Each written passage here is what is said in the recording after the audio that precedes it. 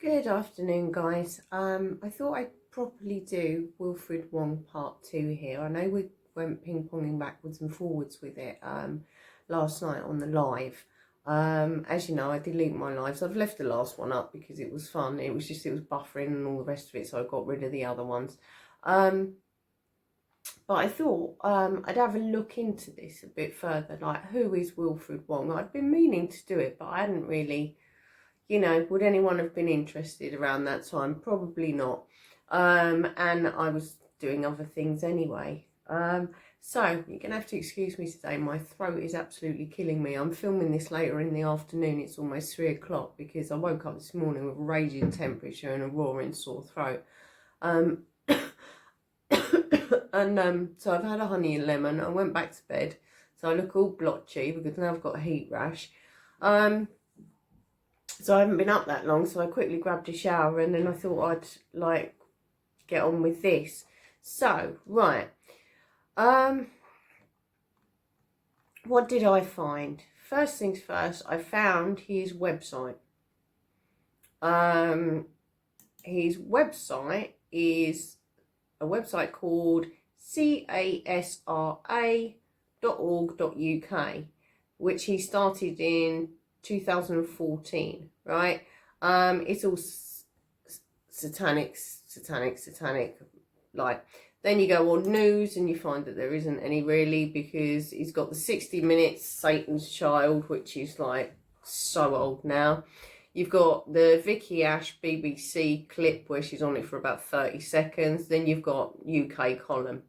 Clearly this website was put up just before his launch with UK column, to be perfectly honest. UK column seemed to resurrect people and relaunch them over and over. Ben Fellows, anyone? Bill Maloney.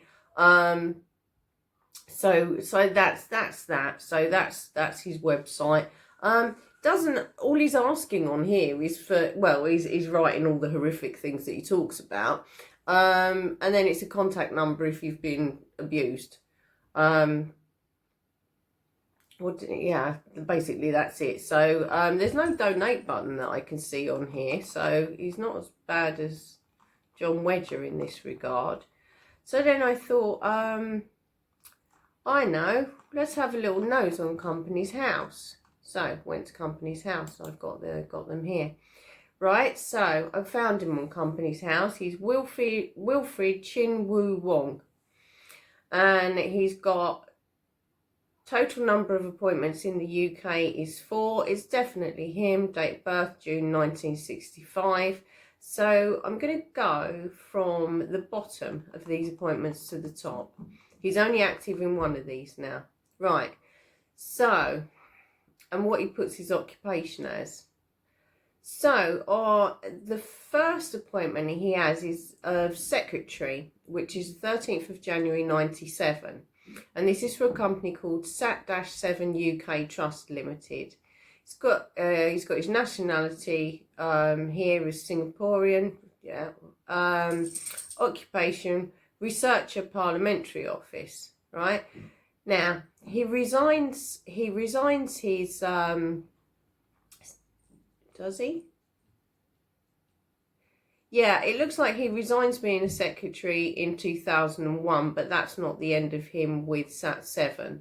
So his next appointment is as director. Now these are and he was appointed. So he was a director and secretary of that establishment, that company, and he was appointed there again January 97, and he resigned that in 2004. And again, he's got researcher and what's he got here? Same thing, researcher, parliamentary office. Okay, so this is he did have a good 15-16 years as a parliamentary lobbyist. Now, can't really find, I guess it was all the satanic ritual abuse around the Vicky Ash thing and all that. We don't know what he achieved. Did legislation change? Were laws passed? We really don't know.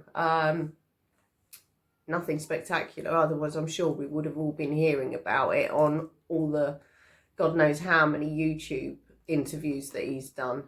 As you can hear, the baby next door is screaming as normal. So that's Sat-7. so then he sort of like, we don't really know what he done from 2004. I guess he was just doing the parliamentary stuff.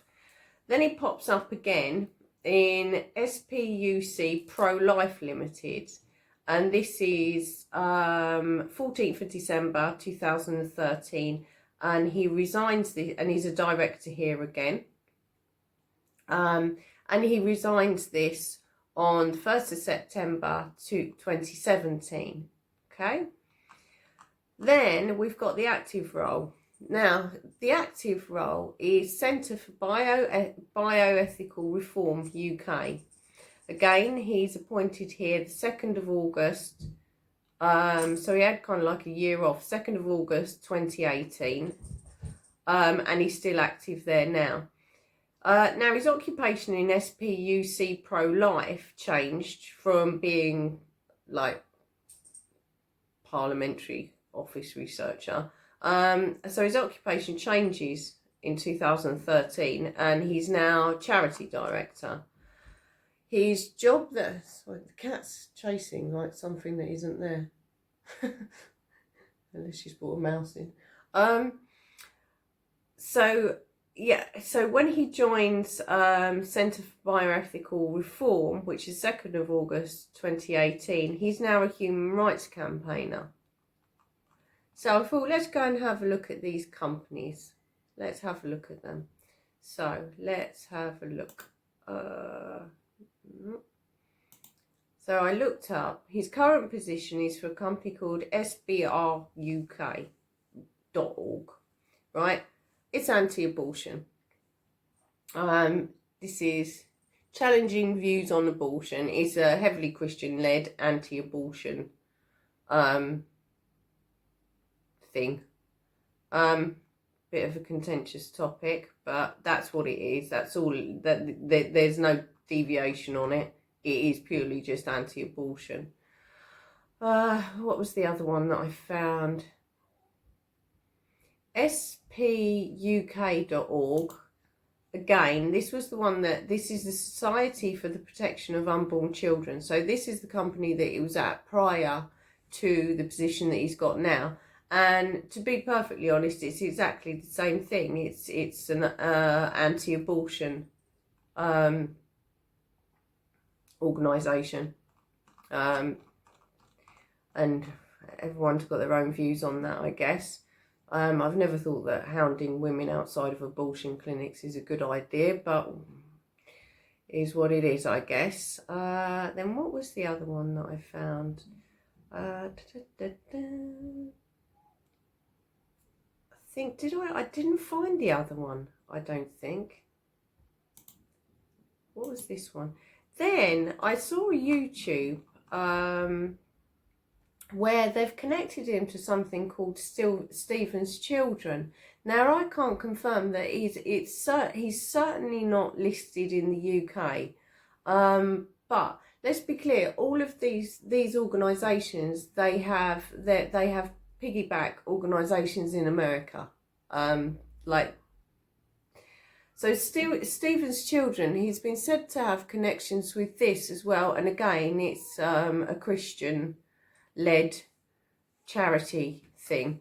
This one's not anti-abortion though, I don't think. No, it's just doing good work and spreading the word kind of thing, which is fine because lots of places in the world need help, don't they? Now, where did I find for Sat7? I didn't find the website for Sat7, and it is a running company.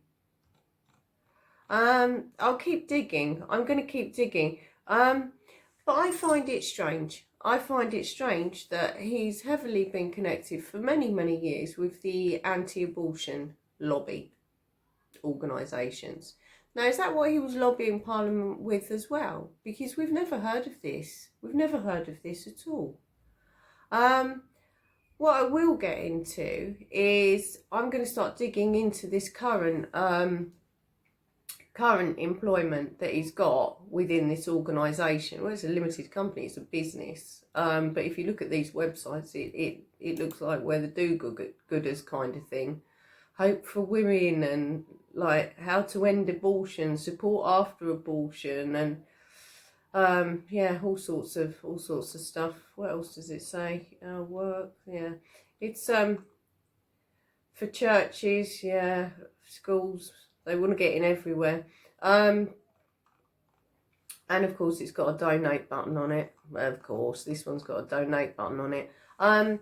So we'll dig it. I'll have a little dig around when over the next few days and see if I can actually find out who the other characters are within these organisations, and see if they've got any connection to what's gone on of late, which has led to his incarceration.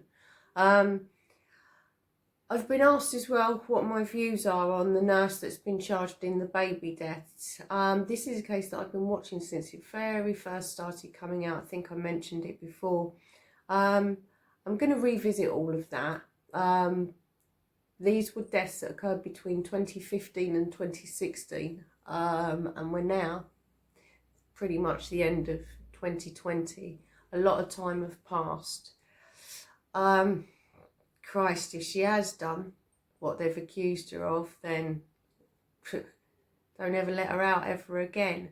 But I'm reserving judgment on this, and by the length, I mean, the length of time it's taken, yes, there's eight cases of murder and 10 cases of attempted murder or assault. I'm not up to date with it. So that's an awful lot of work for the police to be able to do, and I'm just very uneasy with these medical trials.